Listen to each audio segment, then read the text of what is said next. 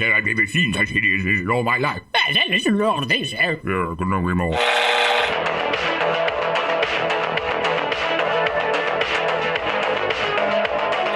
Like a furry torpedo to the jugular. This is Honey Badger Radio. Radio with bite.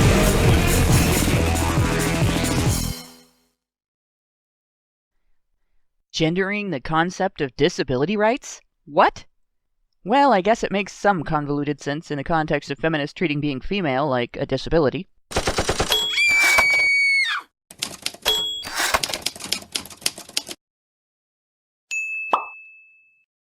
The feminists of the organization behind the Women's March say feminists seek to break barriers faced by the disabled.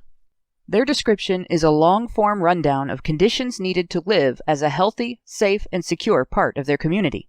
That sounds like a noble goal, one that the disabilities advocacy and care community has worked toward for generations. It would be nice to have feminists catch up to that after generations of association between their movement and eugenics. Feminist eugenicists have always been all for disability rights, except, any kind of right to be protected during gestation, arguably the most vulnerable time in a human life, or the right to not have one's bodily autonomy violated via forced sterilization, or the right to have one's existence treated as legitimate rather than as nature's horrible mistake. Margaret Sanger, founder of the American Birth Control League, which later became Planned Parenthood, was a staunch proponent of aborting unborn babies believed to be handicapped and involuntary sterilization of the intellectually disabled. That attitude was carried through decades of feminists to Ruth Bader Ginsburg, telling Sunday New York Times Magazine reporter Emily Bazelon, "Frankly, I had thought that at the time Roe was decided, there was concern about population growth, and particularly growth in populations that we don't want to have too many of." There's a human rights focus for you. Such compassion. Of course, that's just the feminist eugenicist, right? Remember, feminism is not a monolith. Well, except when it comes to the way feminism's patriarchy theory bleeds all over the greater human rights advocacy community. 3 years ago, I examined an article published on Time.com. It said violence against disabled women was being ignored in several countries. As I dug through the story's references, I found a disturbing pattern. Feminist-led research by or cited by Human Rights Watch, the organization cited in the article, was documenting discrimination and other issues faced by disabled people of both sexes, including abuse and lack of access to medical care, but reporting them as if women were uniquely targeted and uniquely impacted. Various reports interpreted a lack of facilities dedicated strictly to serving women, overall low quality or availability of service regardless of the help seeker's sex, or the lack of abortion services in countries where abortion is illegal, all as discrimination against or neglect of disabled women. Instances of disabled men being similarly disadvantaged did not receive the same treatment. Human Rights Watch applied the same bias to research on sexual violence, reporting on prevalence data on the use of rape as a war weapon, which recorded victims of both sexes as if it is strictly used against women. This is important to this topic due to the fact that disability increases the individual's vulnerability to all abuses, including sexual violence. Further examination of their research on violence indicated that Human Rights Watch is using 2 other common feminist techniques for avoiding information that contradicts the victims must be female part of their narrative. One is only looking into women's experiences of genderless issues, and then reporting their findings as a women's issue. The other is attributing women's adverse experiences to being targeted due to their gender, but not attributing the same adverse experiences to gender when men report them. Through that filter, every disadvantage any women face becomes a women's issue, but no disadvantages faced by men are treated as men's issues. Meanwhile, in the U.S., where feminists have been active for 100 years, there are services for the disabled that are reserved strictly for women. This includes government initiatives like the Health and Human Services Department's website, womenshealth.gov's page on violence against women with disabilities, which provides information and links to resources for disabled women and their families. Want similar information for men with disabilities? A cursory look at menshealth.gov revealed that there are several interesting advertisements, articles, and other publications related to men's health, all of which were listed on the landing page my internet service provider shows when you try to visit a website that doesn't exist but has men's health in the URL.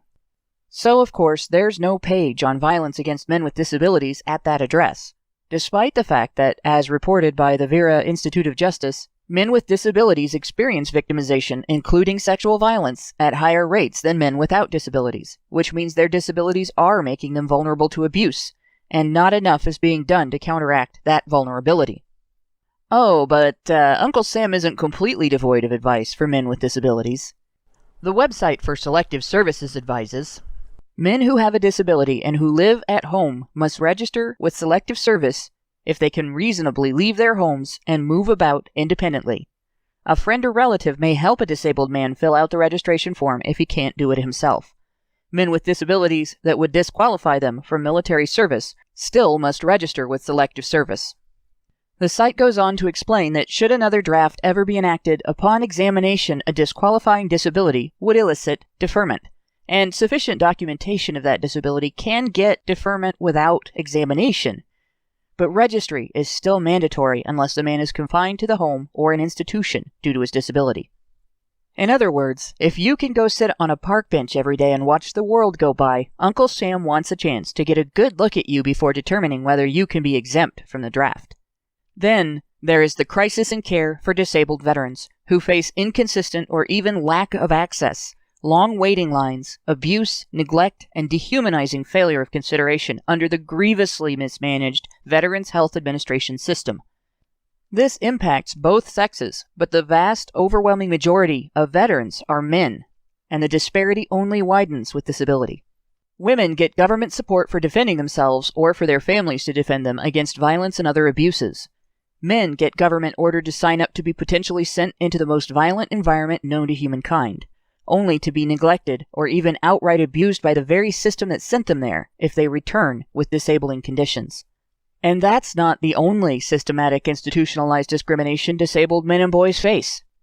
Feminism's history of attacks on due process rights has also hit the disabled, and again, especially men and boys, already disadvantaged in the criminal justice system, as we have highlighted in past episodes. Additionally, a 2015 report by the National Council on Disability stated, studies show that up to 85% of youth in juvenile detention facilities have disabilities that make them eligible for special education services, yet only 37% receive these services while in school. Let me remind you, Justice Bureau statistics show that 95% of incarcerated youth are boys. The report goes on to say, a disproportionate percentage of these detained youth are youth of color. These statistics should lead to the conclusion that many disabled youth in the juvenile justice and criminal justice systems are deprived of an appropriate education that could have changed their school-to-prison pipeline trajectory. The school-to-prison pipeline refers to policies and practices that push our nation's schoolchildren, especially those most at risk, out of classrooms and into the juvenile and criminal justice systems. This pipeline reflects the prioritization of incarceration over education. The ACLU has reported on conflicts between police officers and the deaf, who often get accused of resisting for failing to follow instructions they could not hear, and which, therefore, were not actually communicated to them.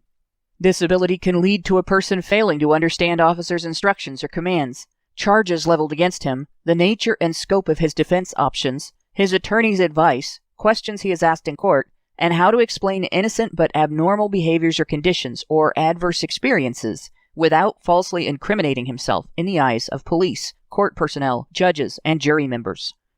He may be unconvincing when telling the truth, easily tripped up or falsely made to look dishonest or incompetent to tell the truth by authorities attempting to catch him in a lie, or just to get another conviction under their belts. He may also be vulnerable to suggestion via pressure from authorities trying to get that conviction. A 2016 report by Respectability.org states that there are 750,000 adults with disabilities behind bars. That number is Respectability's estimate based on Bureau of Justice statistics indicating that 32% of federal prisoners and 40% of people in jail have at least one disability. More than 500,000 of them have cognitive disabilities. Justice Bureau data also reveals that the disabled are a disproportionately represented population in prison and jail settings. One survey found that 32% of prisoners have at least one disability as opposed to 11% of the general population. Another found that 40% of jail inmates have at least one disability compared to 9% of those in the general population. Prison inmates were 4 times as likely to report having a cognitive disability than the general population. Jail inmates were 6.5 times more likely. A higher percentage of incarcerated women than incarcerated men reported ambulatory or cognitive disabilities, but the overwhelming majority of incarcerated people are men, and in raw numbers, they report more of all disabilities. Further, reports also show that men are more likely to have a disability and not report it. The problem, however, is not just in the area of wrongful conviction. Respectability's report states that once individuals with a disability are in the system, they face significant problems including access to counsel, lack of accommodations, complex rules, systematic abuse, and solitary confinement. Many are abused behind bars. For example, people who are deaf or blind are put in solitary for years as, quote, an accommodation. However, evidence shows that this can cause them to have significant mental health problems. A 2017 report by the ACLU explains that prisoners in solitary confinement, a punishment reserved almost uniquely for men and boys, are often required by correctional facilities to go without the devices, services, and treatment they need to perform basic human functions and remain healthy, while they are held in small cells for 22 hours a day or longer for days, months, and even years. After being consistently failed by their schools, law enforcement, and the courts, incarcerated disabled convicts routinely face abuse, exploitation, and neglect that would land any other professionals responsible for their welfare in jail themselves. The ACLU's report, Caged In: The Devastating Harms of Solitary Confinement on Prisoners with Physical Disabilities, describes people with disabilities, mental and physical, left to languish in despair, isolated, shut off, and prohibited from gaining equal access to programs and services, and at serious risk of physical and psychological harm, especially in those facilities that are overcrowded or understaffed. The report highlights several areas of mismanagement and misconduct which lead to egregious treatment of disabled inmates, including decrepit and unsanitary living conditions, lack of access to health care, failure of facility staff to prevent violence perpetrated against disabled inmates by other inmates, and environments which exacerbate symptoms experienced by inmates with psychiatric conditions in ways that lead them to receiving more punishment. The ACLU's recommendation for reforms to end these deplorable conditions and the heinous treatment of America's disabled inmates include the suggestion that institutions which house disabled prisoners should comply with the Americans with Disabilities Act in terms of accessible design, inmate access to proper equipment, care and assistance, and rehabilitative programs. They literally had to suggest that U.S. government-run or funded facilities for penalizing criminal offenders should not violate federal law. Let that sink in for a moment while you remember that when we've previously discussed the prison system, we pointed out that feminist organizations have been fighting to replace incarceration of female convicts, and only female convicts, with rehabilitative therapy. If the Women's March wants to do something no other feminist organization deserves credit for doing, they should expand that advocacy to, at the very least, disabled inmates of both sexes. Or perhaps they should not push for due process violations that would so severely disadvantage that population in the first place. What do you think? Should we hold our breath and wait for that to happen? Hello and welcome to HBR Talk 28. Less Equal, Accountability Gap Enabled. I'm your host, Hannah Wallen, here with that adorable specter of death, Prim Reaper, and if you'll pardon the double entendre, the always foxy Anna Cherry, to enable you, our favorite audience, a more clear view of the hypocrisy behind yet another example of the Women's March co-opting a genderless issue. But before we get on to today's topic, a couple of reminders. If you want to join in the chat on YouTube, please go to the Badger Live Streams channel. If YouTube is experiencing platform malfunction syndrome and won't let you listen, we're also on Twitch and Facebook, because you can't keep a good badger down. And if you want to always be sure you'll be able to catch our live streams, even if YouTube decides to throw us in the gulag for wrongthink, or if you want to catch our show in its audio format, remember to go to badgerfeed.com and register to receive notifications. Also, we are still raising funds to get our witnesses back to the courtroom for one more round against our opponent's fancy schmancy New York lawyer. If you want to help us with that, You can donate to the cause at feedthebadger.com. Now, I'm going to, before I introduce the rest of the topic, I'm going to address our first super chat. Joey Jojo gave us $10 and said, I am a short, ugly man with autism, and I hate my life. I wish I was dead. I am useless. Women hate me. I can't function with people. I am hated by everyone. I think I will snap. I want to hate people. One of the most invisible, disabling conditions out there is depression. And it's not always chemical. And it's not always easy for the people around the person to deal with, much less the person himself. But this is something that all of us have been through one way or another at different times in our lives. You hit rock bottom. You have moments where you just feel like there's nothing to live for. And then in time, you realize again that there is. But first you have to get through those moments. And sometimes they can be really long. And sometimes they can be really dark. And sometimes they can be really hard. I had mine in a puddle of puke on the floor of my parents' bathroom. And when I realized how horrible it was going to be for them to walk in on my dead body, and I threw up the pills. And I realized that I had a choice to either deal with something horrible that was going on in my life that I thought I was helpless against, that I thought was going to go on as long as I was in school. And I didn't see a light at the end of the tunnel. Or to hurt my family more than anything else in the world could hurt them. And it's a dark choice to have to make. And it's everybody's pathway out of that is going to be different. But I can tell you this. No matter how dark it gets, and no matter how hard it is right now, there is a light at the end of the tunnel. And there is a way forward. And the first thing that you have to do is realize that it's not what other people think of you. It's not how other people react to you.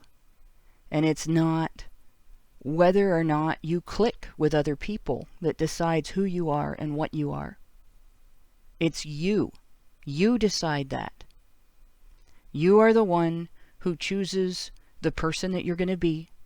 You're the one who chooses the mark that you're going to leave on the world. You don't have to be Adonis to be loved. You don't even have to be any different than anybody else. And I don't know what else to tell you about attractiveness other than the thing that makes the biggest difference is with especially guys. You have to give a fuck about how you feel about yourself in order for other people to even begin to. It has to start with you. And it can. And you get all kinds of advice. Go to the gym, do this, do that. You know, all of it could be valuable, but none of it is a magic bullet. The magic bullet is you are important. Regardless. You're important because you're a human being. You're important because you have potential in your life. You're important because you have the capacity to touch the people around you. And you're important because your existence, in and of itself, without any other reason added to it, means something. And if anything has ever told me that in my life, it has been working with people with severe disabilities. And work with people who have it so rough that they have to be reminded to do ordinary things that you do every day, like swallow before you put the next bite of food in your mouth. so they don't accidentally kill themselves. Not all of them are quite in that position, but that can happen with intellectual disabilities. And I work with people that there are parts of society that would just throw them away because they can't work. They're not going to be anybody's best friend in the whole world. They're not going to be somebody you can depend on for anything. They are dependent. And there is value. There is amazing value in those people.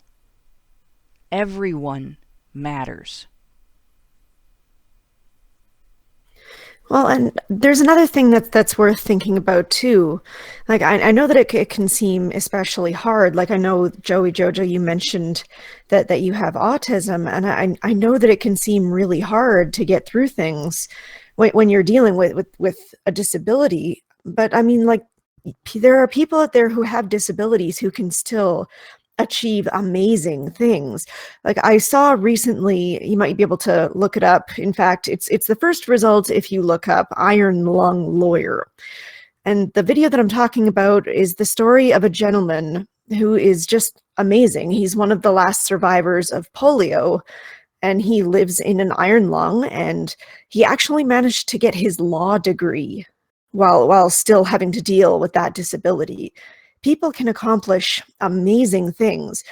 And even though like it can seem like it's an endless path into the darkness, you just kind of got to work your way through it and realize that, it's you that has to get yourself through that tunnel, and that can be tough, but you can definitely do it. There is a light at the end. You just have to get yourself through that tunnel.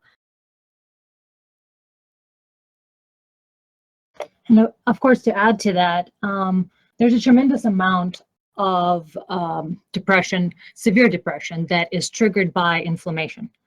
So your diet and any kind of mold, fungus, spore infestation in your home, which actually happens more frequently than you realize in America anyway, especially in wetter areas, not like in Arizona and the desert, but anywhere there's a frequent rainfall every month, like here in Sacramento. There's just weeks where it rains, and windows immediately become covered in this black mold, basically. And so between fungal infections and a diet that promotes inflammatory response, which is sad, the standard American diet. Standard American diet actually does promote inflammation. It is low fat, high carb, and that is exactly the opposite of what you need. Most of the time, you need good saturated fats. They really help your brain work. And that can lead to a tremendous amount of cognitive disability that is entirely based on your diet, and not to mention, of course, actual inflammation. So if you have any kind of allergic reactions naturally, a lot of times autism is comorbid with gastrointestinal issues where you may not be absorbing vitamins quite like you should. So heavy reliance on probiotics. Go outside for sunshine. At night, sleep with an eye mask or something like that, because in fact, just small amounts of light over multiple weeks when you sleep can lead to 65% increase in severe depression. So the modern way of living has given us depression. And the more you live like we used to, so less light at night, if not at all, more healthy diets that you would find in hunter-gatherer, so natural fats, healthy avocado, mushroom, seasonal foods, fruits, vegetables, less processed stuff, just basically simplified to a couple of 100 years back. And with the modern conveniences that we have, that takes care of some of the problems we used to have. But some of the food choices and some of the lifestyle choices that we used to have are actually better.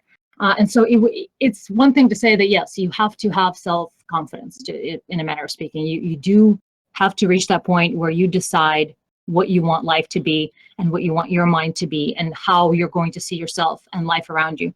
But it's one thing to say that, and it's another to actually feel anything other than apathy, anything other than I just fucking want to die. So how do you get your mind to want to do things? Diet, exercise, sunshine. It seems simple, but a tremendous amount of our lifestyle contributes to depression through light exposure at night and through inflammation-inducing diet. So I just want to throw that out there as something you can do, something concrete that you can do and start seeing results just from that. And then a lot of things that were previously mentioned by Hannah and Prim will happen as a result of that. So you got to get your mind interested in doing things. And a lot of that is just reducing inflammation. Yeah, that definitely does seem to make a big difference. That was actually one of the things when I had to be treated for depression. That was one of the things that my doctor had me do, was a change in diet, a change in activity, and stop hiding indoors. And I've never been diagnosed with autism, but I hit all of I hit all the symptoms of Asperger's. It didn't exist as a diagnosis when I was a kid, and I didn't go back to get checked again when it was added, and I wouldn't be very surprised at all if I were to get diagnosed with it if I went in and actually had somebody check. So this is something that this kind of hits me. I understand at least those aspects of it. I'm not a guy, so I've never lived on that part of the social ladder where guys live when they have everything that you're dealing with in their lives. But hell, the only other thing I can say is that aspect of not giving a fuck whatever other people think in terms of determining your value as a person. That is the thing that in the long run, for me, made the biggest difference regarding the really dark thoughts, the really suicidal thoughts, the destructive thoughts and everything. Was like, who the fuck cares? What do other people do when they get upset? What do other people do when they have a rough time? You have to decide that it is your determination, not other people's determination, whether or not you have value. And it took me probably a good 10 or 15 years before I got to that point. So I'm not going to tell you, you have to wake up tomorrow and say, fuck it, everybody else's opinion doesn't decide whether or not I'm a valuable person. And it doesn't mean that you discount every bit of advice that people give you on character development and stuff like that. What I'm basically saying is, don't let yourself be treated like a person who doesn't matter. And don't let yourself be convinced that you don't matter because someone else is an asshole. Because the world is full of assholes. We have some assholes in our chat right now. They really don't give a shit. And they matter as people, but they don't matter to the show. They don't matter to what we're doing. And they don't determine the value of it. Just like the people around you, Joey, don't determine your value. You do. Exactly. I mean, just look at how many examples we have of people who, people not believing in things that matter, first of all. And secondly, all the time you have instances such as, I wish I remembered the filmmaker's name, but he created this film that was considered, he was riding the wave of adoration, and he created a film that was just too much for people at the time. They didn't know what to do with it. And he was laughed out of the community. He was completely denigrated. Everybody thought he was a piece of shit. And then somehow, posthumously, magically, this film is now in the top 60 of UK. UK considers this film to be in the top 60 best films ever made. The UK. So many times we see that, where opinion of people, of groups, a lot of times it's just bullshit. It's just fucking bullshit. And on top of that, if you're damned if you do and damned if you don't, so no matter what you do, people treat you a certain way, then just be whatever the fuck you want. There's really nothing limiting you.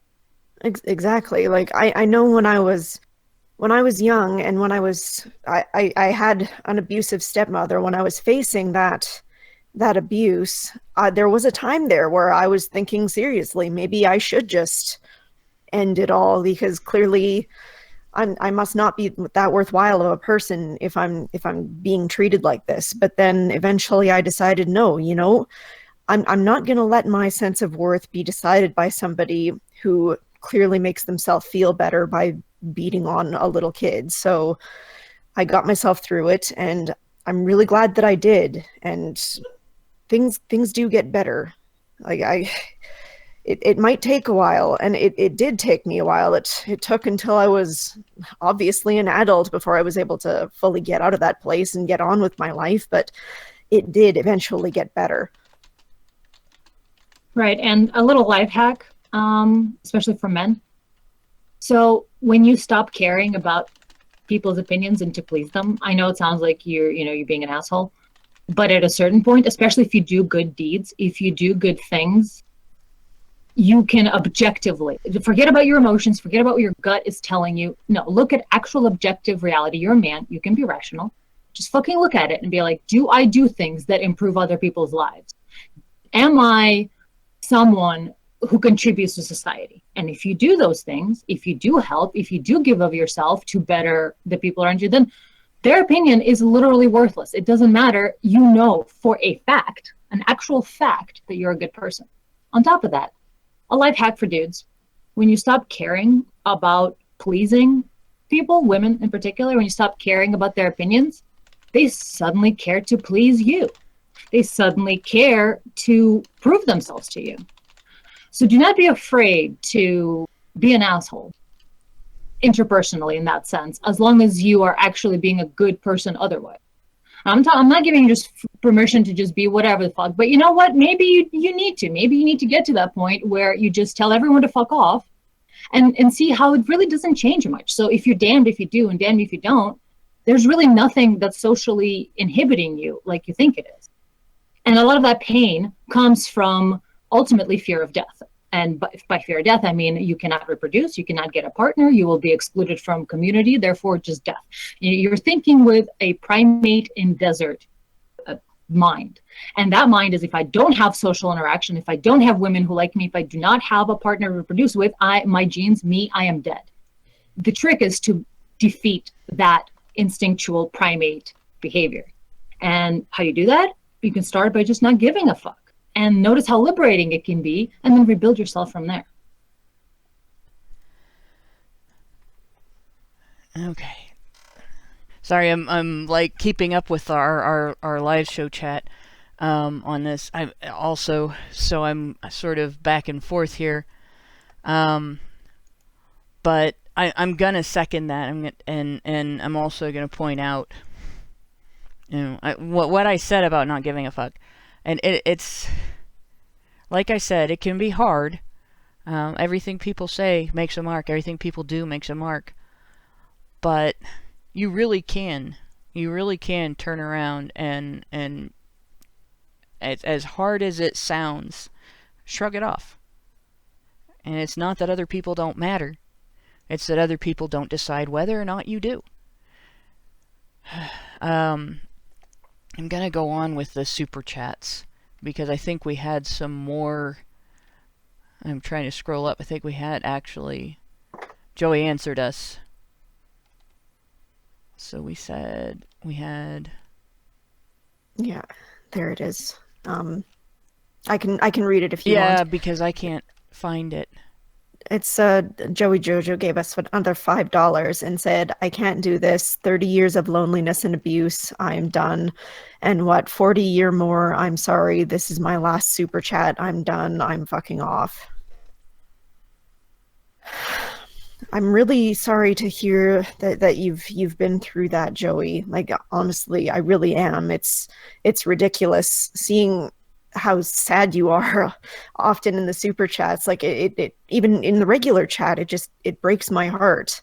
I mean, for what it's worth, I'm glad to see you when you come in the chats every week. And like if you disappear, that's the people here are going to notice. It's going to be a sad thing, at least to the people here who you talk to on a regular basis. So I mean, I know it's small, but sometimes in these dark moments, that can be enough, right? Well, and it's not necessary to super chat, but No, of I'd course like to not. know if you're still out there in the audience listening right now, Joey. So if you are, say something, comment. And I know it's going to take about 30 seconds for you to hear this after I say it if you are listening, but let us know that you're still there, because that's actually a little scary to hear. And this is something that I don't want to panic anybody, but Joey, you sound suicidal, and I want to know what's going on. Is Joey still in the chat? Yeah, I hope so. He hasn't been commenting in a while, but Okay, then. It is unfortunate that sometimes that doing something like this is the only way people can get some attention. It's just unfortunate that we end up getting into such a mental cycle that all positive reinforcements and rewards, no matter how small they are, they just end up getting drowned in the noise of the way you feel of depression. And frequently you end up having people feel like the only way they can get love is by others feeling, scared for their life or afraid of them doing something or in some sort of negative reaction. And it just kills me that we do not support each other and celebrate and bring attention to positive things people do. And I mean, so often you have kids. In fact, recently there was a guy a teenager who was going to shoot up his school, but then he came out of the bathroom, was about to do it, and then changed his mind and went back in and killed just himself. Now, when you look at what that kid was saying, he was saying that, he just wants to be noticed. A lot of times what happens in school shootings is boys desperate for attention, and what it ends up being, or attention, love, any sort of indication that the group gives a flying fuck. But because of that, we end up getting into sort of an unhealthy cycle of where your brain says that, you have to do some sort of rash, negative action in order to feel loved. And if there's some way to break that cycle, if there's some way to try to force your brain to look at positives, it doesn't matter if they're tiny, just silence all those voices that say, well, this doesn't matter, this is irrelevant, I shouldn't pay attention to this because it's too small. It's an aggregate. Every little thing is more than nothing. If there are positives, that means there are positives. So start looking at it that way, if possible. Yeah. So I don't really know what to do about that, but we're sort of conditioned, the boys and men and other people too in our society, to seek negative attention because it places attention. And it just really kills me that we need to do something as a group to try to uphold and see the positives in everything. And I think it needs to be a cultural shift more than just an individual. Yeah, for sure. Like, I mean, I deal with these kind of thoughts on a pretty regular basis, having volunteered with the crisis hotline. So I know what it means to have people like call in and be at the end of their rope. And unfortunately, like it's really sad, but unfortunately, a lot of the times the people that are suicidal are men at the end of their rope, feeling like there's no way out, that there's no supports for them, that there's nothing out there for them because it's all targeted towards like women and families and things like that. But like that's one of the things that we're trying to do here. We're trying to build support for men in our communities. I am trying my hardest to talk to as many people as I can in my work, in my school, in those kinds of areas of my life. I'm trying to build support for men wherever I can. And I know that all the other honey badgers are trying to do the same thing. These are people who are working so hard to try to build support for men in our communities. And honestly, to all of you guys listening, everybody can make even the small steps to try and, build that kind of support, even if we just challenge it when we hear people saying, oh, men, who cares about men? Well, that's not true. We all have lots of men in our lives that we care about more than anything. And so basically we just have to keep working at it. We have to try as hard as possible to, spread the word. Remind people that men matter, that men are good, that we need to support them in their low moments just as much as we support everybody else. Yeah, absolutely. I have a Discord for sort of the modeling collective agency, whatever the fuck. Everything that I do is under sort of top shelf models heading, and I have a Discord server that's free to enter for anyone.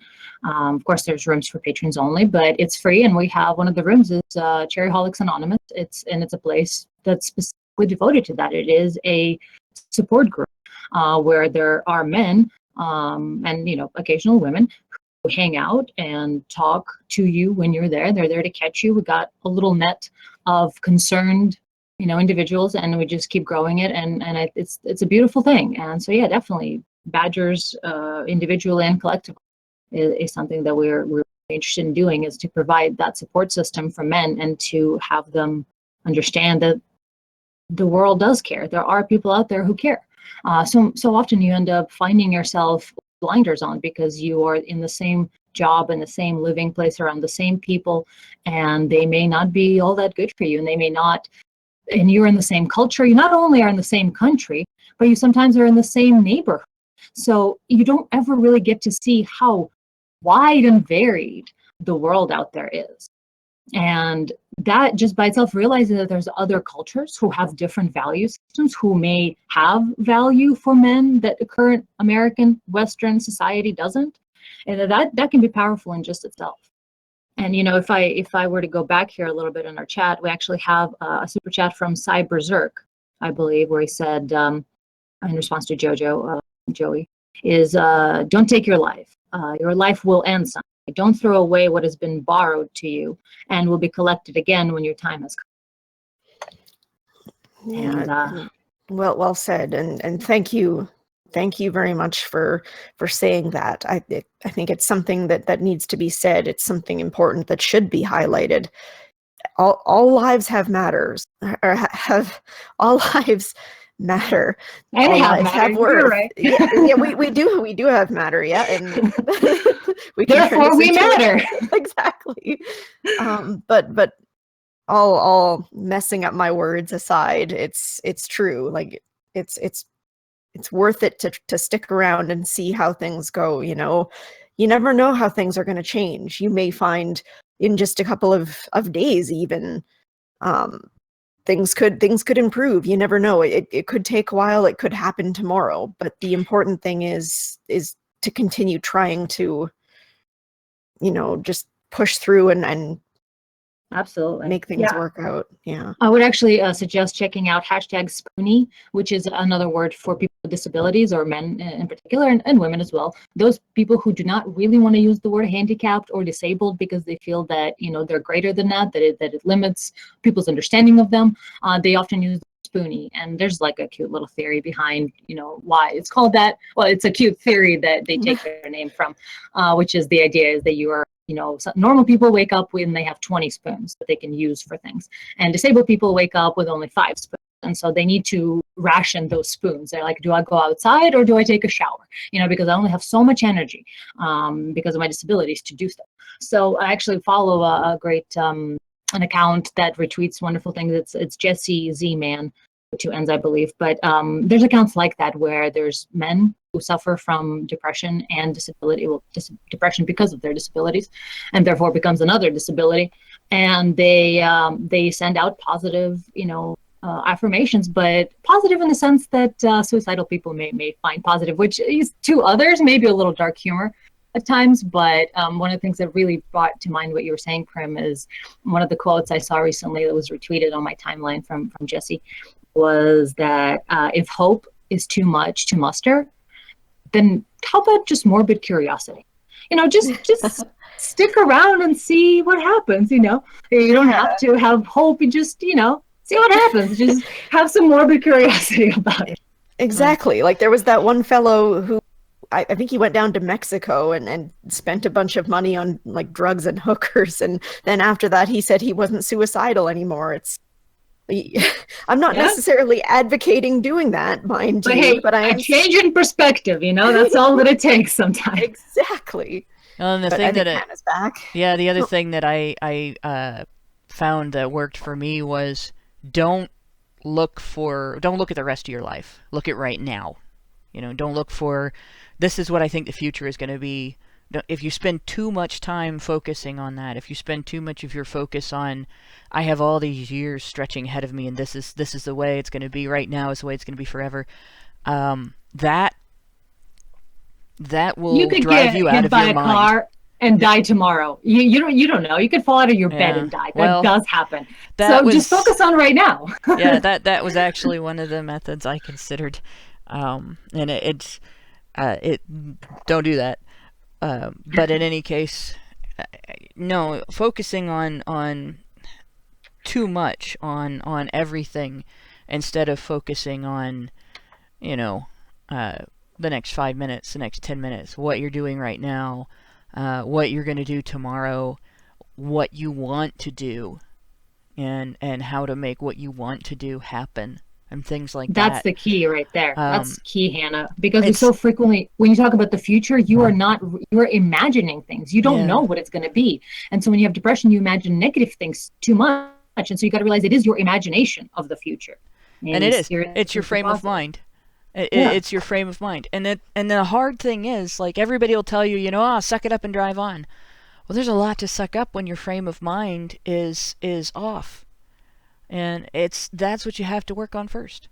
Yeah. So, but I'm gonna read Darth Elwin's chat too. Darth Elwin gave us $20, and he said, "I'm severely disabled.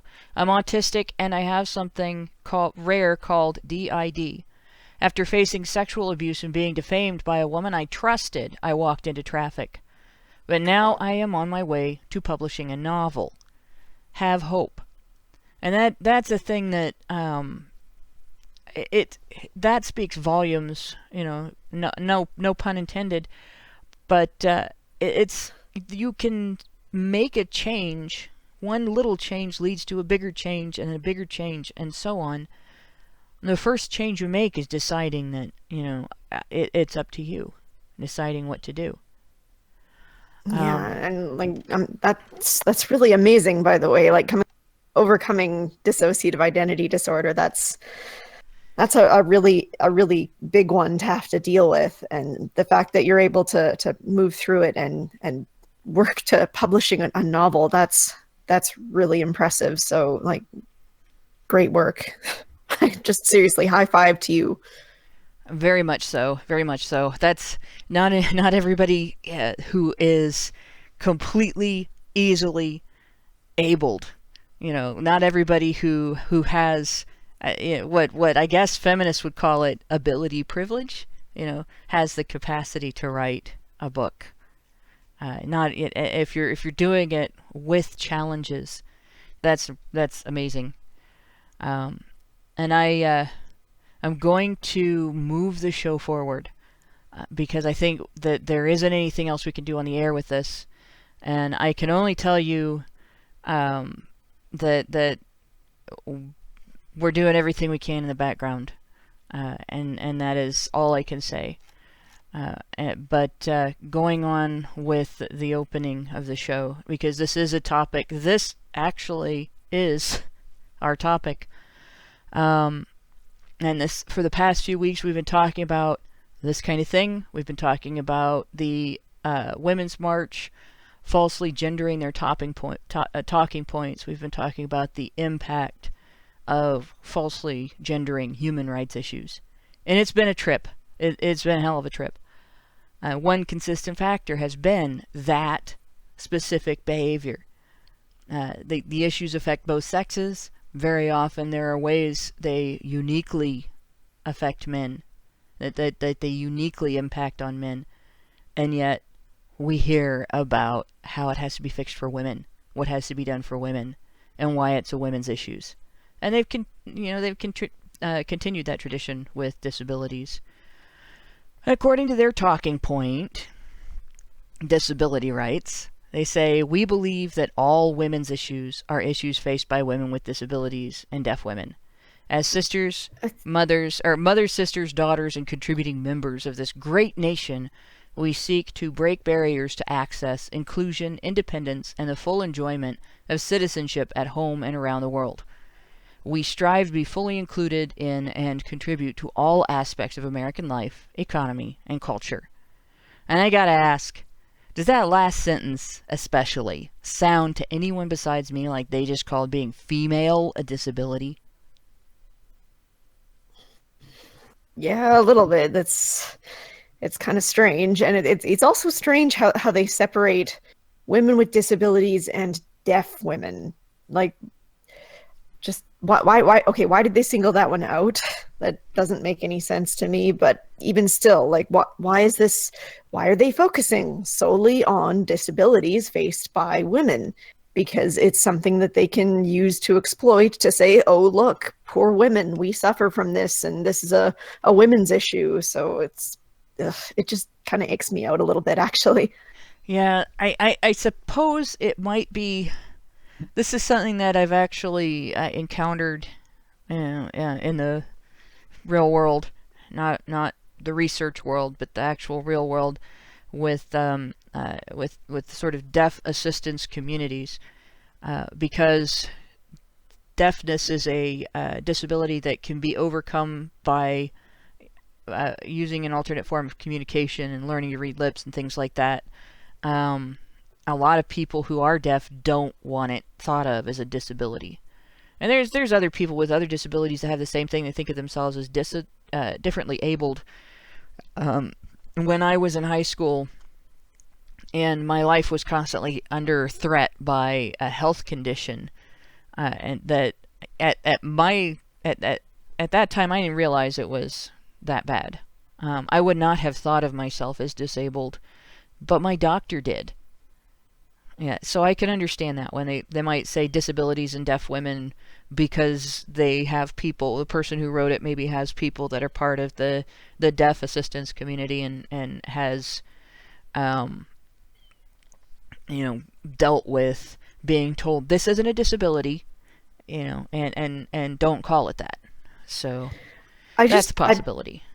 That's true, but I just want to speak to something on that, just because this is kind of a topic that I've been dealing with a little bit in my class as well.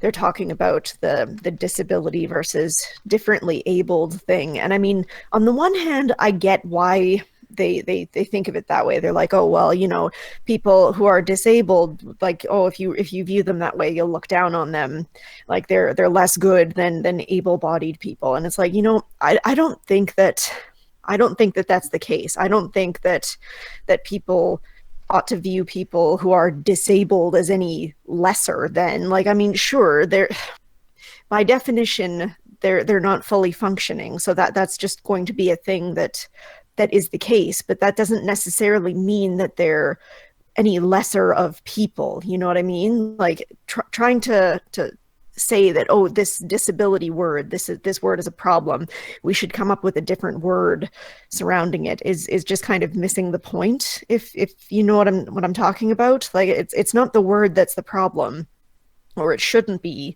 It should be that, why would anybody see being disabled as being a bad thing, like as them being lesser people? Like it's hard to describe. I'm a little bit tongue-tied, but I hope that I'm coming across. It's not that people who have a disability are bad people, should be looked down on, but it's not the word that's the issue. It's the way that we treat people.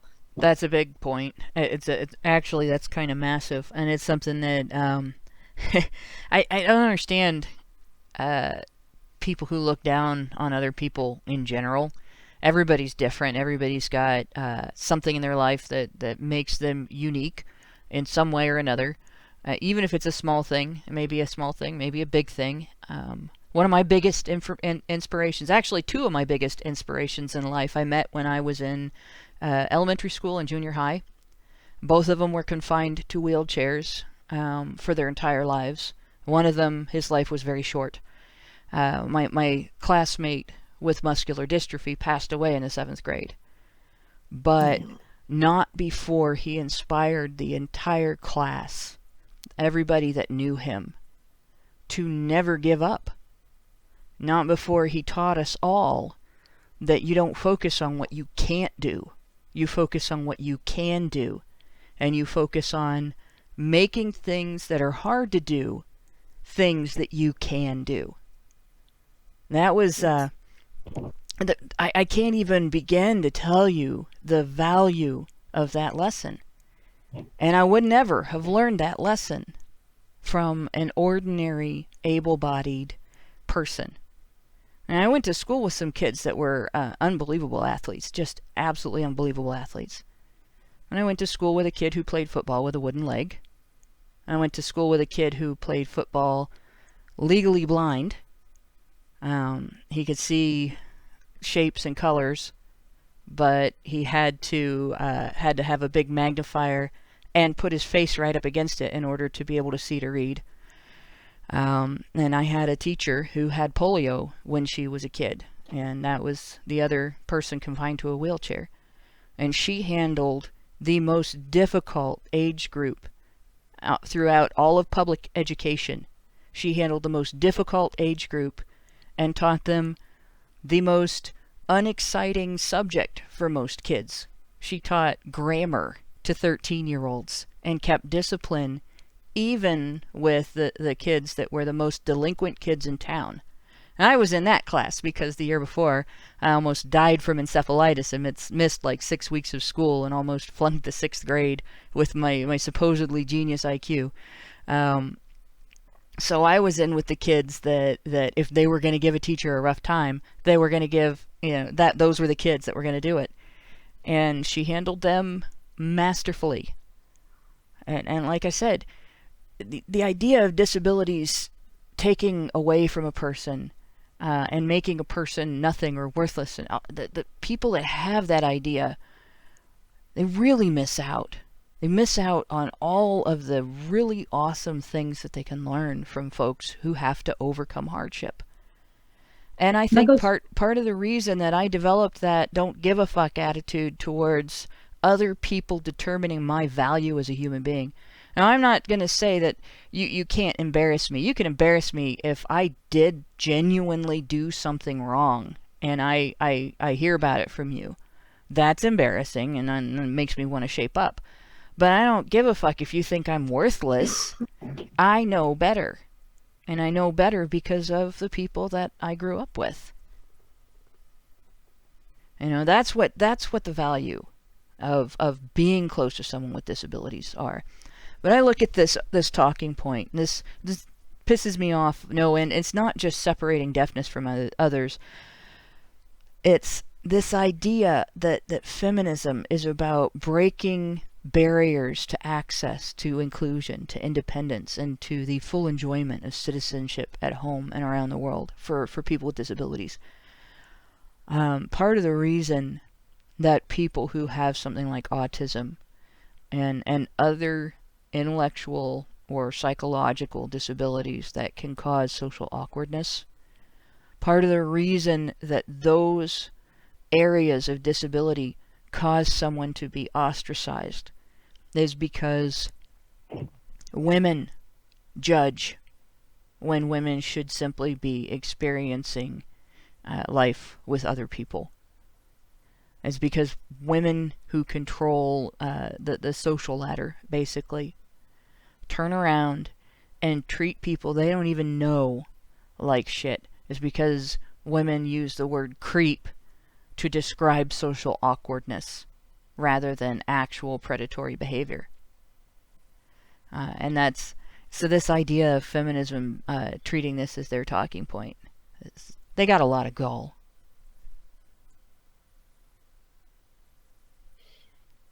Yeah, for sure. I think I didn't want to go ahead because I was just saying I thought I heard somebody starting to speak up, and I waited, and then nobody spoke up. I just wanted to give Anna a chance to say what she was going to say beforehand, but. Well, yeah, it just was a little more topic where something Hannah was the way you were phrasing things. It kind of reminded me that we need to make sure that we'll realize that this admiration for people with disabilities who do things. It doesn't have to be about other people. You can see that in yourself as someone with disabilities. You can see how you are differently abled, and you have positives that other people may not have because of their neurotypicalness, whatever. And another greater point of why have we been, we're talking about, we're not trying to say, well, look at Stephen Hawking. He had a disability and he was funny and you can do it too. No, the point is, if another human can do it, so can you. If another human with the same problems as you can do something, so can you. You have all the same makeup. You have the same genes or same problems, same whatever. We're all essentially alike each other in general ways. And so that is something that was very powerful. People I've known in their childhood where, for instance, physical feats, saw somebody, standing on their heads. They're like, well, if they can do it, why can't I? So that sort of attitude is very useful to realizing, to underscoring what we're talking about. We're not saying, pull yourself up by your bootstraps, We're talking about recognizing your ability that you may not be aware of because you're just so stuck in that mind frame. You're stuck in depression. You're stuck in a worldview. And we're trying to say, hey, that worldview, it's based on your experiences. And your experiences have been shitty, but that's not all there is. Whenever you say you've flipped a coin and it came up heads 100 times in a row, what is the chance it's going to come up tails the next time, 101st time? Well, it's still 50-50. The chance has not changed regardless of the stacking of the negative numbers. That's what happens with random numbers, random events. They stack in a way that makes you feel like, oh, well, everything's going to be bad. Everything's going to be terrible, or vice versa. But ultimately, you have to realize that your prediction, your probability calculation has to do with your experiences. And you haven't been everywhere in the world. You haven't met every human in the world. You haven't had every different idea or worldview in the world. So by realizing that it is a predictive algorithm that is based on skewed results, based on previous results that may not be reflective of the entire sample. It's small. So you got to keep going, got to keep trying, got to keep sampling, and realize that what you're experiencing is an irrational emotion. It is an emotion. Your prediction, your view of the future is imagination. It is emotion. It is based on your experiences, but that is not objective. It really isn't. And so if it's going to be objectively negative, subjectively negative or subjectively positive of how you see your future, why not be delusional? Why not be crazy in the sense of seeing a positive future, seeing exactly what you want out of your life? Now, we call this in Hollywood and in the liberal circles, it's manifest. When you give an intention to the universe and have it come true. Like the secret is based on that in part. Now, there are ways in which this works neurochemically and psychologically, and I can get into that, and I have got into that in Cherry Stem.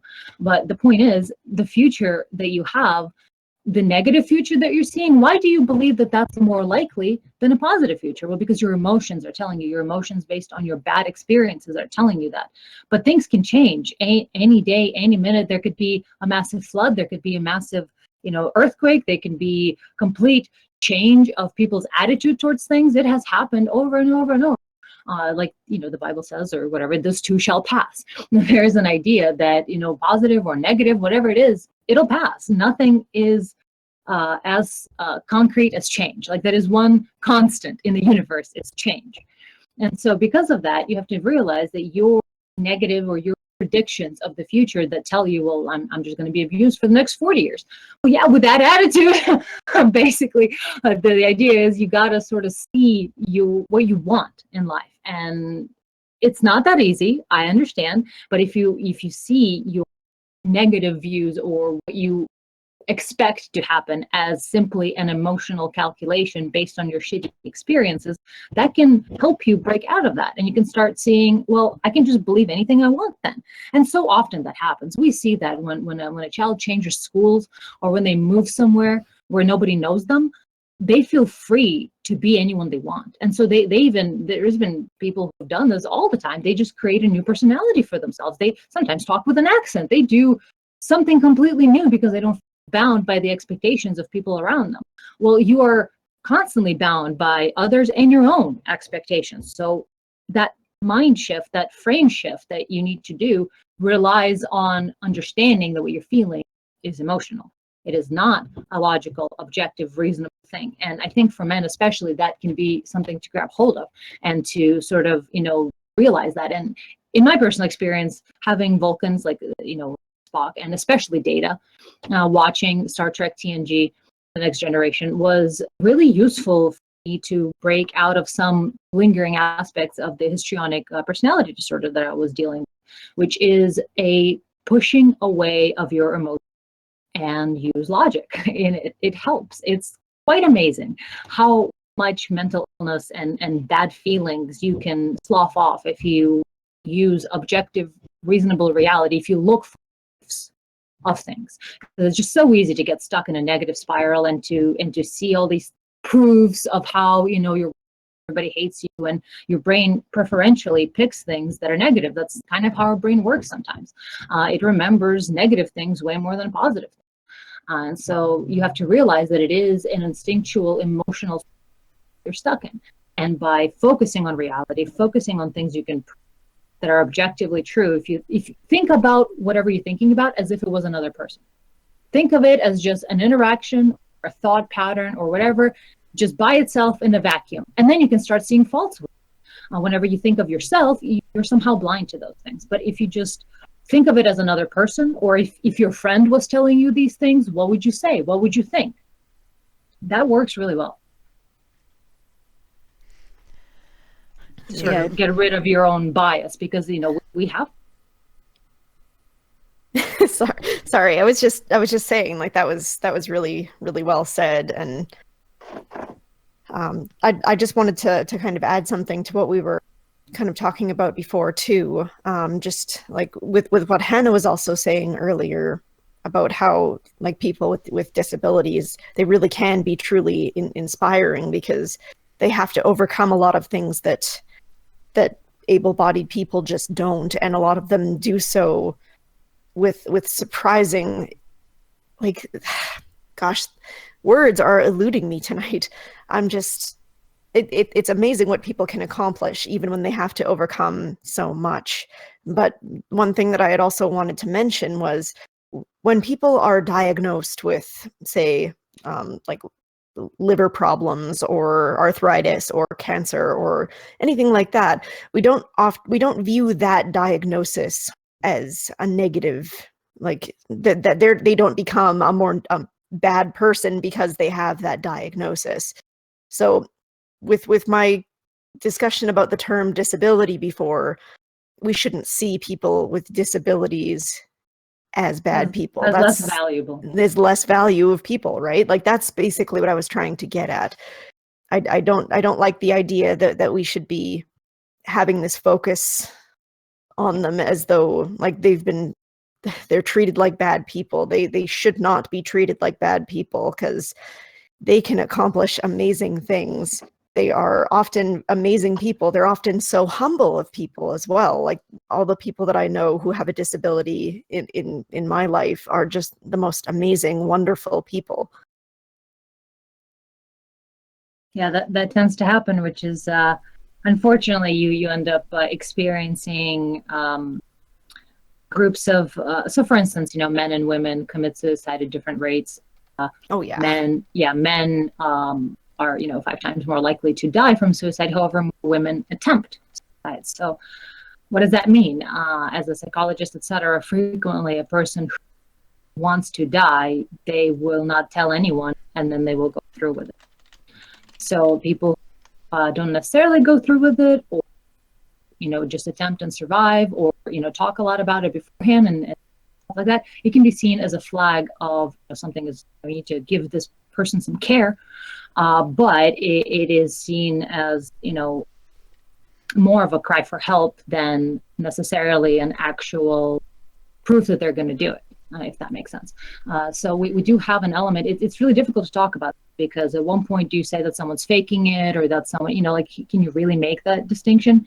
But as a mental health caregiver, or in college or in neuroscience, we do need to sort of differentiate when someone may have something else going on and they're just trying to, let people know of it suicidal, ideations or words or whatever, or attempted suicides, versus people who are actually suicidal and they fucking kill themselves, like most men do. So this kind of brings it around to the point of disability, or feeling like, or saying that, you're not as capable as you are. Sometimes, and I don't really want to throw anyone under the bus, but there are subgroups of women, more also cluster B personality disorder. And I'm not saying there's nothing wrong with them, but it may be what's wrong with them is not what they present or what they say. And so there's an element of knowing what is going on. These people are real, or do they have something else going on and they just don't really pay attention to it, or are they just looking for attention?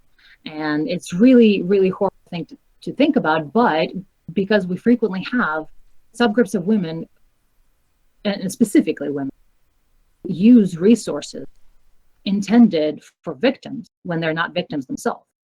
This happens often, and in fact, we have even centrists now who realize, people who are not necessarily anti-feminist, who look at all of these fake rape claims and they are really upset at these people for saying these things, because it takes away credibility and resources and actual genuine care from people who do.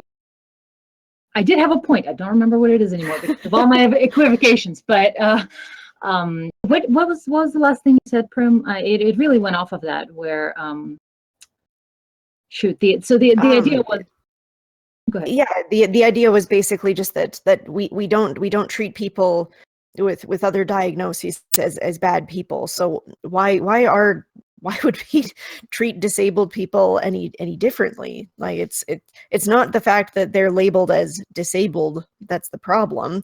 It's if people treat them negatively because of that, that's the problem. Yes, and you were talking about good people Yeah. in your life who are disabled. Now, I was just going to say that's what it was. It was a marker of, in my personal experience, and otherwise, I know I'm very close with someone who has severe problems just being a normal human physically, and they hide it because they're a man and they know that there's no compassion there. Nobody gives a fuck, especially, when you have other factors that people consider to be positive, and then you're like, well, you can't possibly have anything wrong with you because you don't look sick. So and it's been a growing resentment, just avalanche inside me about that, and I sometimes sort of take it out on people. Not really take it out, but it adds to the fire, where I see people, women, most frequently, in fact all the time, with subgroups of women who claim that there's something wrong with them, or that they, oh, my pinky hurts, or like my hair aches every morning, stuff like that. And it just really drives me insane, because you have these people that have gotten themselves into either hypochondriacs, or have just built a neurosis up by constantly having a feedback loop of focusing on every little tiny ache and pain that exists as being a human, and then they can't shut up about it all the time.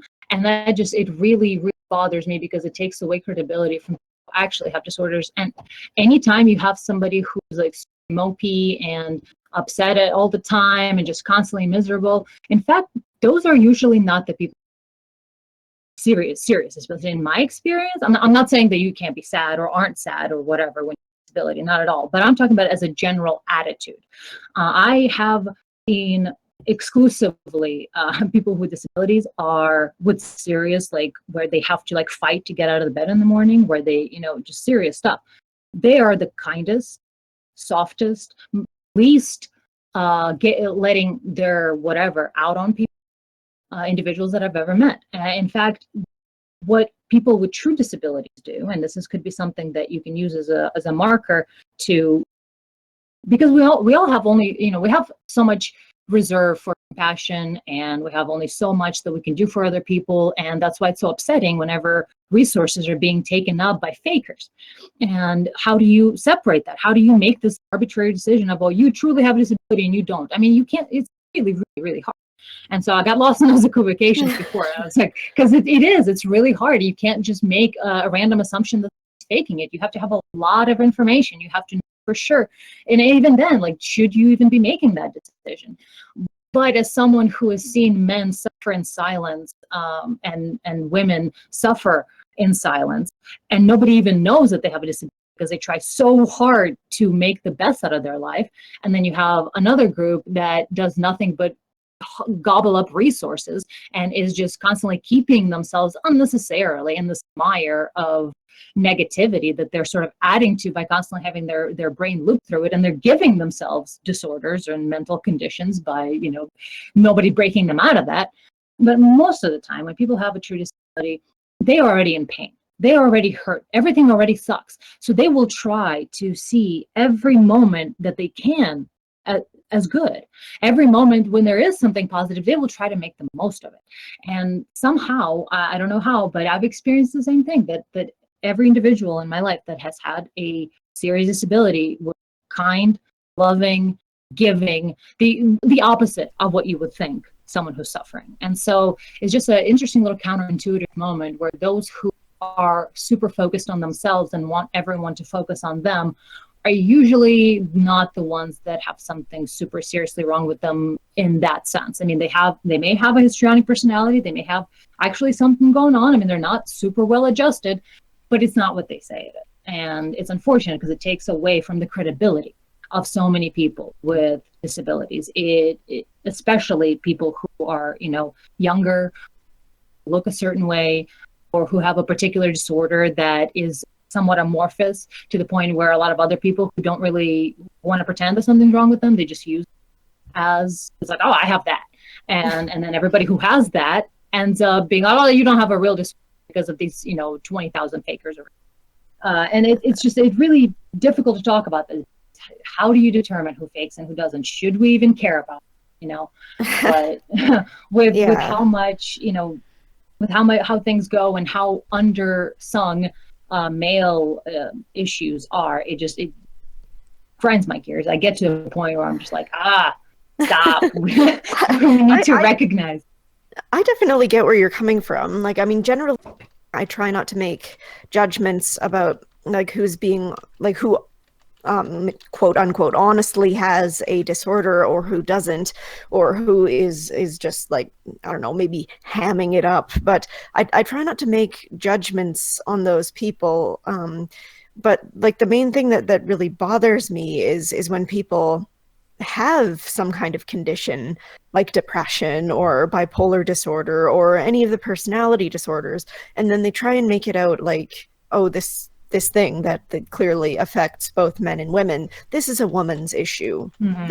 It's kind of bringing it back to the Women's March post. Like it's ridiculous that we should treat this gender neutral thing that adversely affects a lot of different people, that we should try and work for services for all people, but they're talking about it as though it's something that we should only focus on women on. Why is this a thing that we should only focus on women on? That doesn't make any sense. And that's something that I wanted to point to, you know, with Anna bringing up the fact that, you know, there's a situation of women who fake it and are using services that are supposed to be for serious situations. Women. Yeah, it's almost exclusively women. One of the things I wanted to bring it back to was at the beginning of the opening monologue.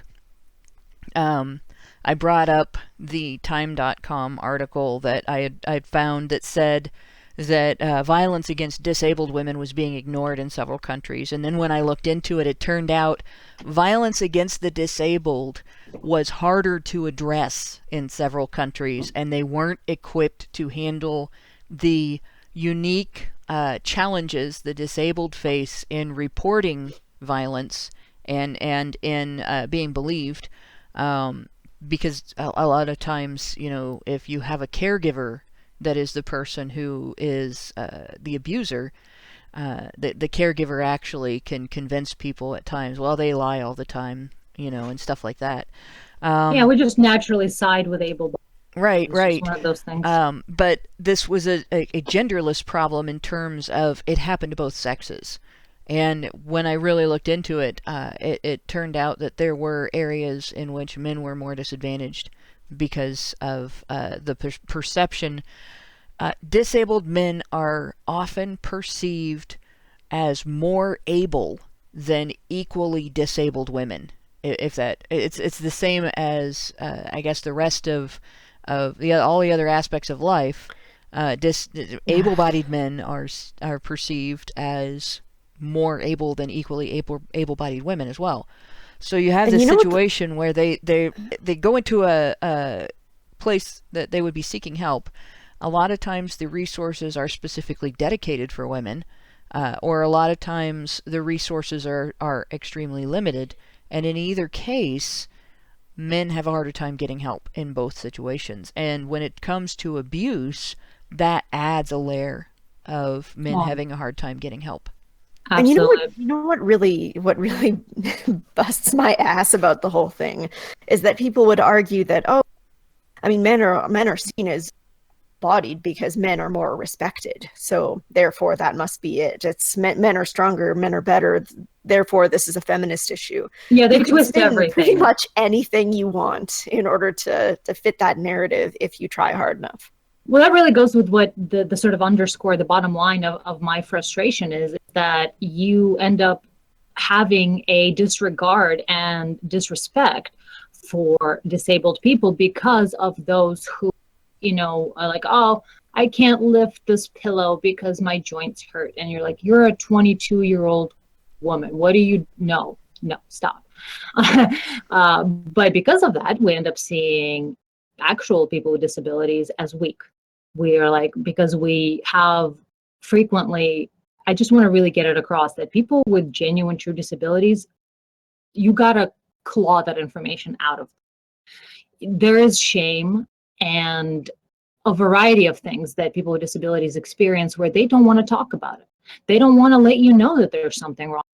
When there's something wrong with them, they're like, no, I'm going to push this away. And also they need that sometimes to just even get through the day. They need to completely ignore that there's something wrong with them and defocus away from that so it doesn't even come up in their cognition. And so because of that, you have this big divide between people who actually have disabilities and they barely ever talk about it, and you have to like really get to know them to even find out about it. And then people who talk about it, actually doctors, there's nothing there. And it's difficult to talk about that because like, what is a person's pain meter? Like, how can you tell when someone has a problem and when they don't? But in my experience, I've found that people are weak-willed and try to, young women and et cetera, who basically want the world to do everything for them, they will not shut up about this little thing, that thing, this, that. And so you have a society of looking at these people, the loud ones, the squeaky wheel is not the genuine wheel. And so you have so many squeaky wheels and everybody's paying attention to them and then going, oh, you're just a bunch of fucking pussies. Everyone with a disability is a fucking dumb weakling. It's like, yeah, no, you're not actually interacting with people with actual disabilities. Those people are the strongest motherfuckers you have ever met. You have no idea how much strength it takes to get through the day when you have disabilities.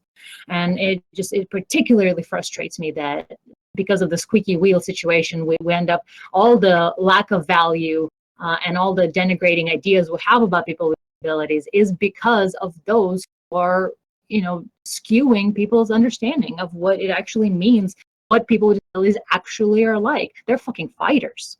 They don't complain. They push through when they shouldn't. So it's just grr. And it's just so disproportionately men, and especially like say when they're abused or whatnot, that adds another layer of them pushing it away, and we just never get to see what a person with disability looks like. Yeah, there's actually one thing that was brought up in the initial intro video that I had also wanted to speak to as well. It was just talking about like violence against like disabled women and how it's more prevalent against disabled women than against able-bodied women. And there's actually a study that was also talking about the prevalence of violence against men with disabilities as well. And indeed, men who have disabilities also face increased levels of violence relative to able-bodied men. So it's kind of pointless to say that this is strictly a female issue, because this study specifically says it's men with disabilities are at heightened risk for lifetime and current sexual violence compared with men without disabilities. It's almost like it's the people with vulnerabilities that are targeted instead of any other metric. Huh. Yeah, exactly. But I mean, like the funny thing is, though, is that they'll then go on to say, oh, it's not as much, men don't suffer as much violence, and when they do, it's usually from other men. But then there's another study that I've got that talks about like sexual victimization perpetrated by women and how, oh my goodness, it's surprisingly high prevalence. And I mean, like it shouldn't be seen as surprising that this is the case. Like we've seen many examples where this is the case. But unfortunately, this study goes on to say, oh, well, it's just because women are seen as being weak and non-dominant and submissive. So really, it's a women's issue that women are not being seen as perpetrators of violence because they're not treated as credible as men or something like that. And it's like even the studies that are basically proving our point, that are saying that men are victims too, that women can be abusers and that we should do something about it. Even those studies are talking about how that in itself is a woman's issue. It kind of seems almost insurmountable, but that's what we're here for. That's what we're here. We're here to talk about this. We're here to highlight these issues. It's like, let's focus on the male victims for a change as well, right? Like it's not just a women's issue. Disabilities is not just a woman's issue. Violence is not a violence against women issue. These are issues that women and men face, and men need to be acknowledged. Men deserve to be acknowledged. Men's issues deserve to have this attention brought on them.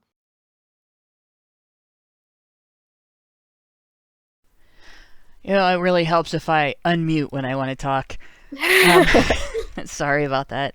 This is actually one of the things that really sort of led me to want to go over the Women's March in their talking points, was the fact that they do this with every single issue, and it's infuriating.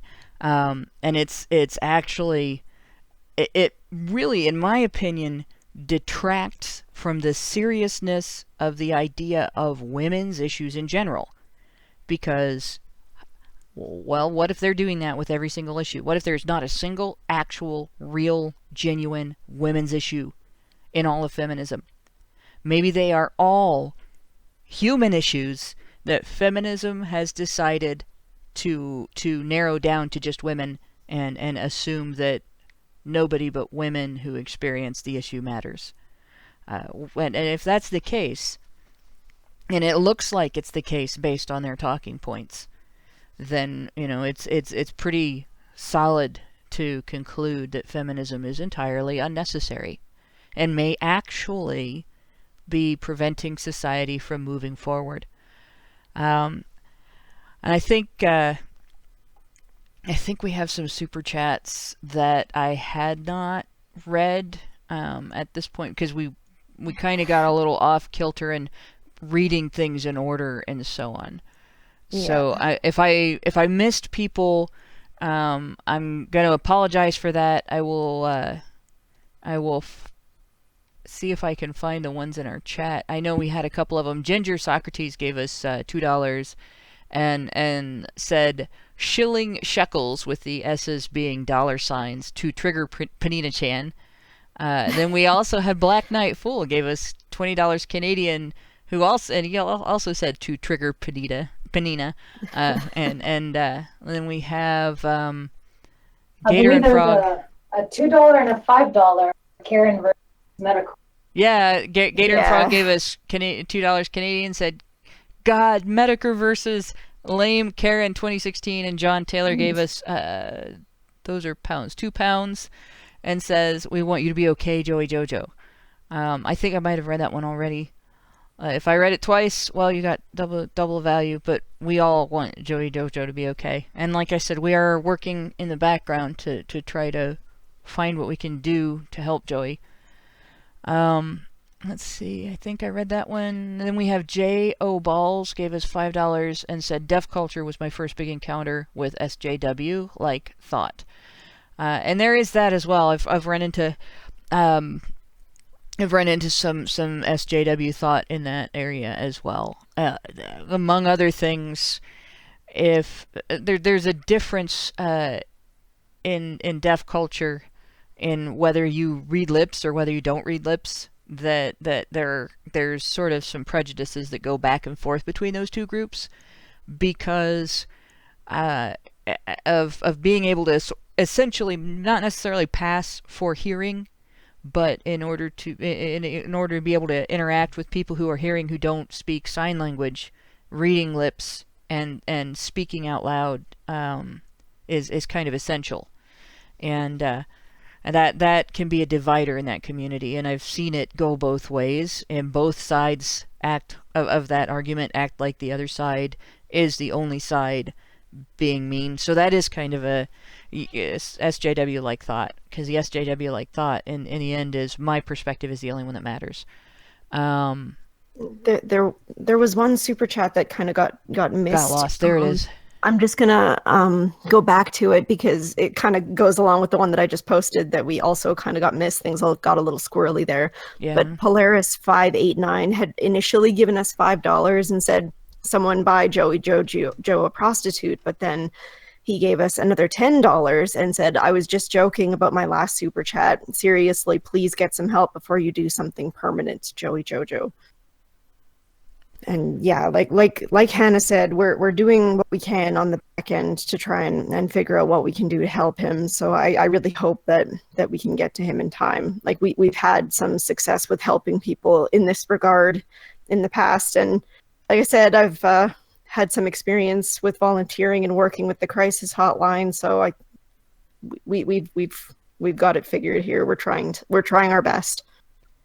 And this is something that, at the other end of this, I'm going to say, Anna had talked about people who, say they're going to do things and they're not.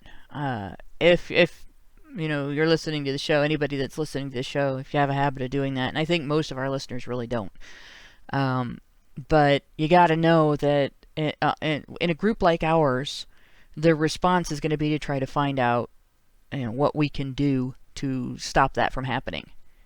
And so it's basically the same thing that I had active shooter training this week. And one of the things they went over was the fact that now, if a high school student jokes about shooting up their school online, there's going to be a police visit to their house. This is the same situation. You can't troll people with talk about self-harm online anymore, because there is essentially an epidemic of suicide. I would say the proportions of suicide that are happening and self-harm that are happening in our society today are such that it's not outrageous to call it an epidemic. And this is a situation where you can't joke about it online. You can't troll somebody with that. This. And we've talked about this in the past on previous shows, like men's suicide and how this is a serious issue. And it's really sad that so many men are being driven to this because they just don't have hope in their life anymore. And it's a real shame that this is something that's becoming so common. I know there's only so much you can do to help that, but we're doing everything that we can to try and help that where we can. Yeah, so this is, like I said, this is a double-edged sword. It's one where this isn't something you can ignore, and there is a danger in sending a wellness visit as well. And it's a rough situation. So for future reference, don't troll people with that. And don't ignore it if you see somebody, you got to say something. It's one of those situations where you never know. And it's you hear with suicides and with other avenues of self-harm all the time. People will say, well, we didn't know, and then they'll look back and there's been stuff like this, and, well, we didn't take it seriously. You got to take it seriously. You always got to take it seriously. And until you encounter somebody where you've taken it seriously repeatedly and it's turned out to not be serious, that's the avenue you have to go. So that's the avenue we're going. Xerinx gave us $10 and said, from what I read concerning feminism's origin, it looks as though it was one man's utilization of women as victims to give himself an excuse to not marry while maintaining virtue as the one good man. And then Darth Elwin gave us $10 and said, especially when autistic men are often interpreted as misogynistic for being pedantic, it is easy to look for men to start to feel social isolation and lose hope, especially the disabled ones. This is something else. And I'm going to, if I got it to actually load up. Okay, here we go. A while back I wrote something, and this is actually with regards to chronic pain.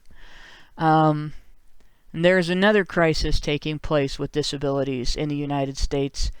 We have an opiate abuse epidemic. That is not to be ignored. We also have a chronic pain patient abuse epidemic in response to the opiate epidemic. And this is a rough one for me to talk about because I've got chronic pain patients in my family that have been directly impacted by this.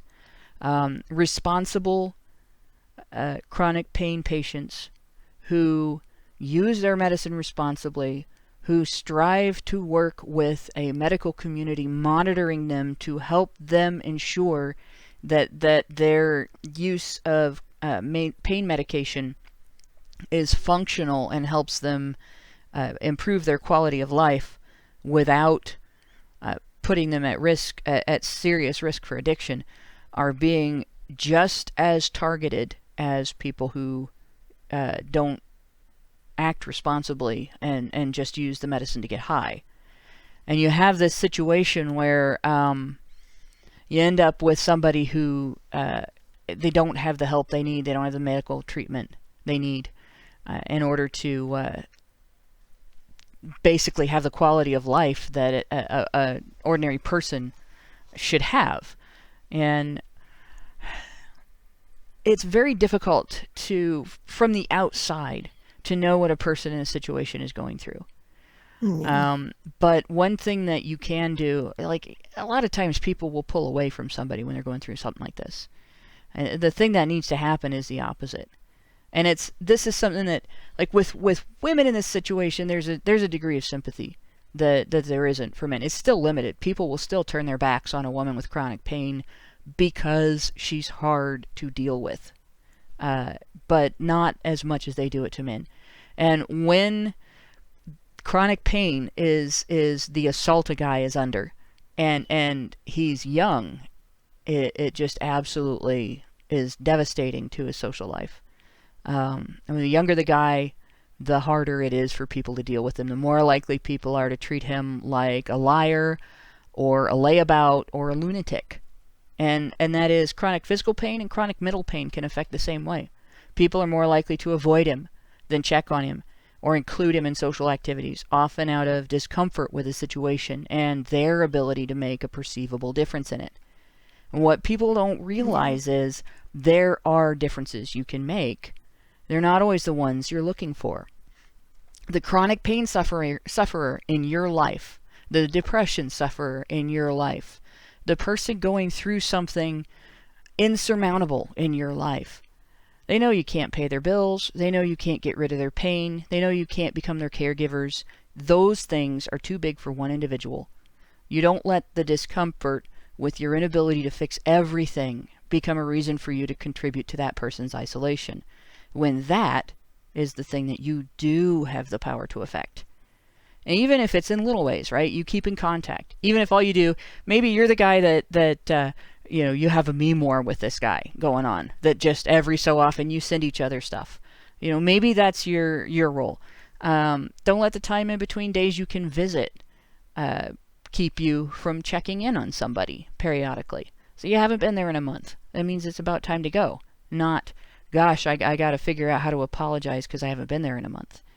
And, your friends, your folks, they know you have work, they know you have family, they know that you get caught up in things, and they know you get exhausted. There's no law that says you can't visit again because you missed some invisible deadline. Don't feel like you got to be upbeat all the time, or make your friend upbeat. Your life isn't all shits and giggles. Don't expect his to be either. You know, and this is another one. It hurts is his reality. It hurts. It's rough. It sucks. This is no fun. You know, the reality of dealing with a chronic pain disorder, dealing with a chronic psychological pain disorder, dealing with grief, dealing with a situation of hardship, dealing with maybe you've got somebody that's going through a vexatious litigation situation like my friends have. Sometimes just having someone else know makes it more bearable, even if you don't have some profound words of wisdom to make it so. Just sometimes just, that sucks, man, I wish there was something I could do, can be profound enough, because it lets the person know that you give a shit. And if he makes, gallows jokes, let him laugh. Let him, make fun of his situation.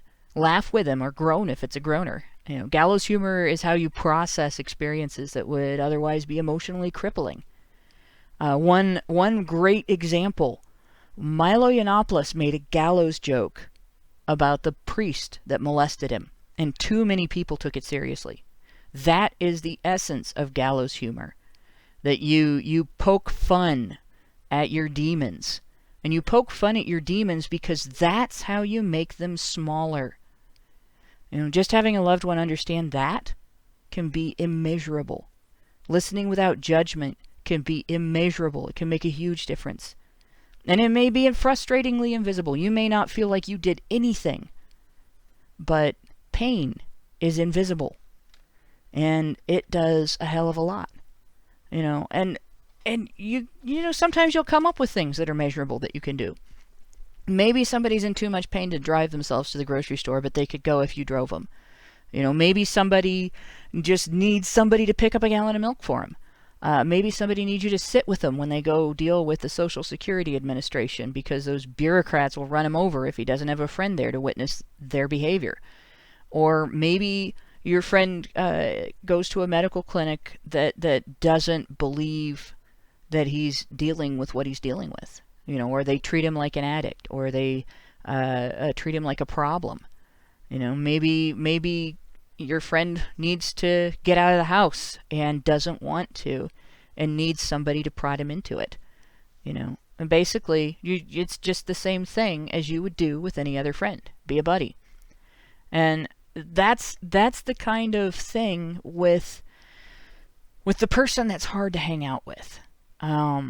That's the kind of thing that it takes to help drag them out of these types of situations.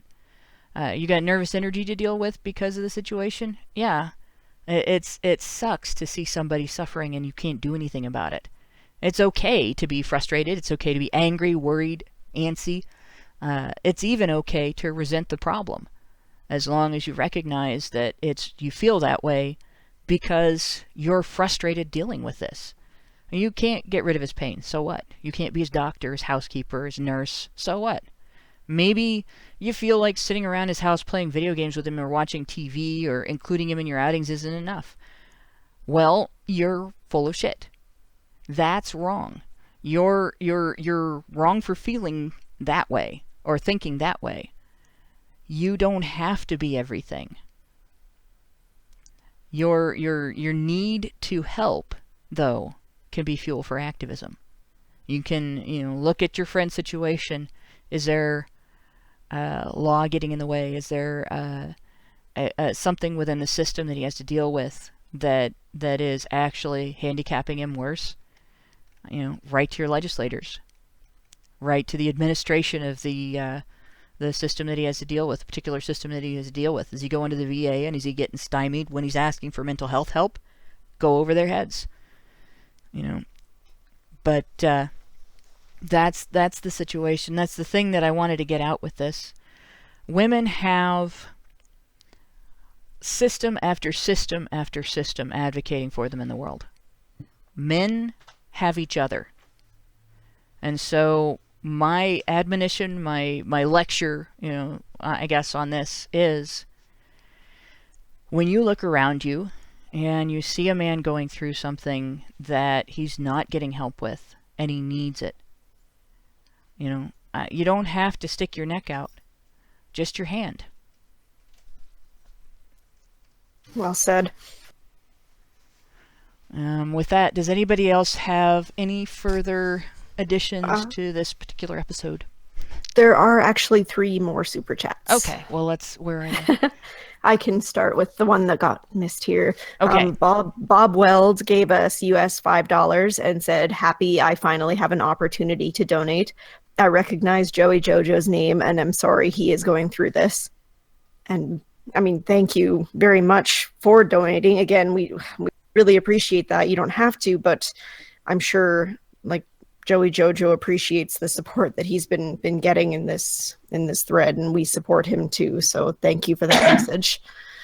Zaranx gave us US $10 and said, "The possible idea that Charles Fourier inadvertently created a movement that fractured male-female relationships to avoid marriage actually annoys me, especially in light of Joey Jojo. I hope Joey's okay."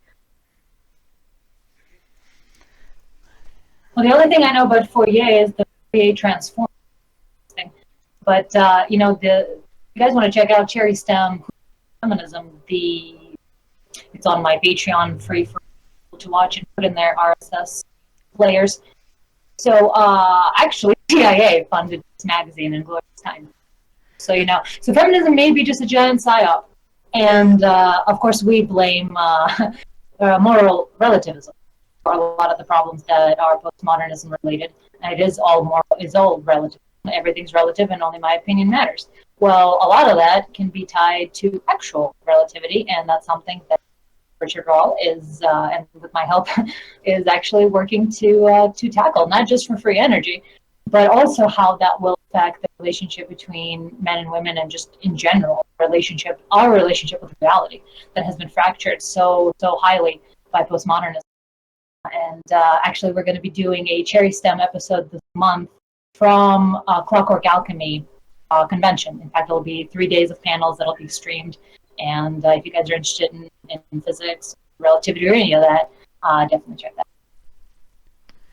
All right. And we have one more.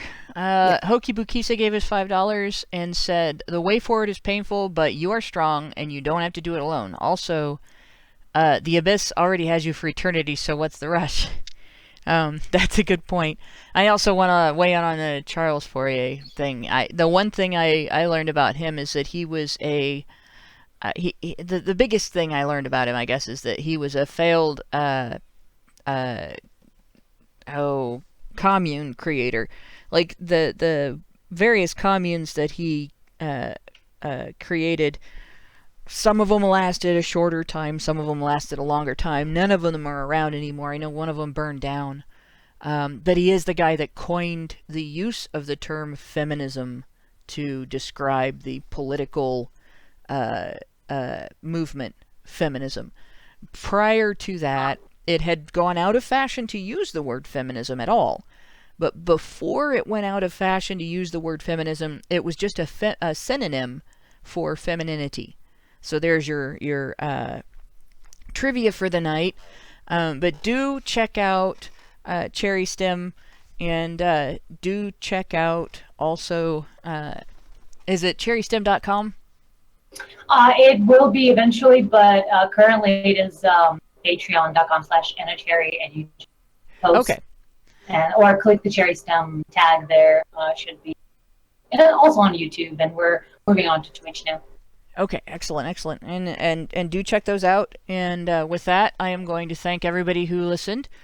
I'm going to thank also everybody that is involved in the creation of the show, my co-hosts, everybody that has been involved in the making of the opening video. I will say the cringy sound on that video was my fault. I know exactly what I screwed up, and so it won't happen again. So don't blame our volunteers for that. That was my dumbass. And with that, like I said, thank you all, and good night.